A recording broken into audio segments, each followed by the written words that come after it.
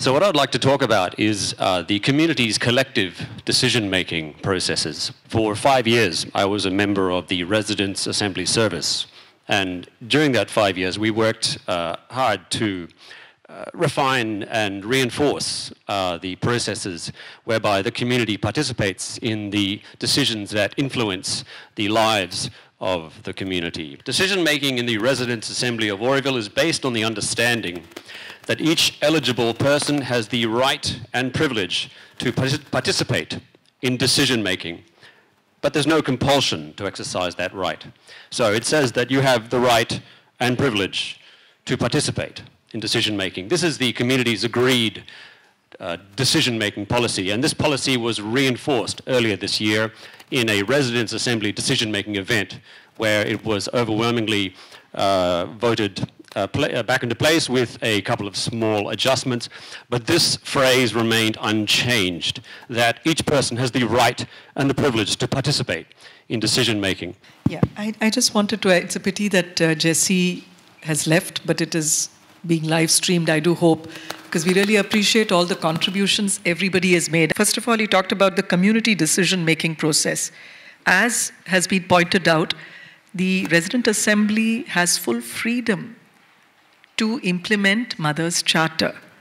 And there, I don't think we 3,000 of us, can we act on behalf of the 47,000 that are yet to come? What about that community? Who cares for them? Aren't we obliged to really take forth Mother's vision to make sure that such a beautiful city that she had so beautifully dreamt of, brought it down, and as she said, it is, she can see it. She said it's going to manifest.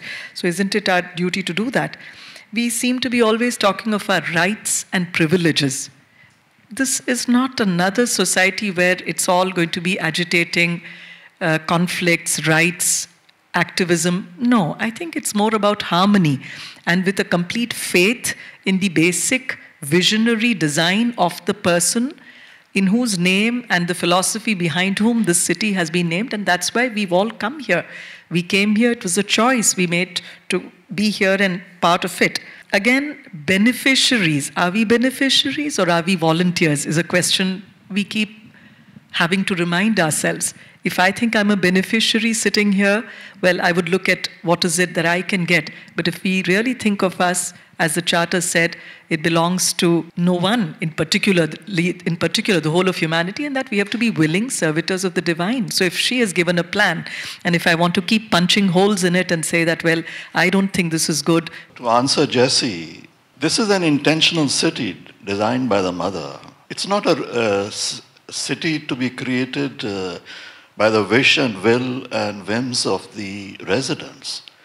The Mother has given very detailed instructions on what to do.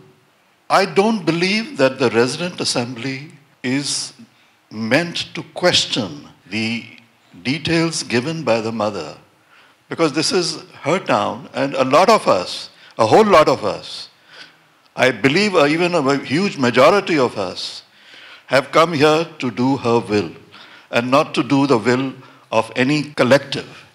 So, I don't know, just I feel there's a disconnect there that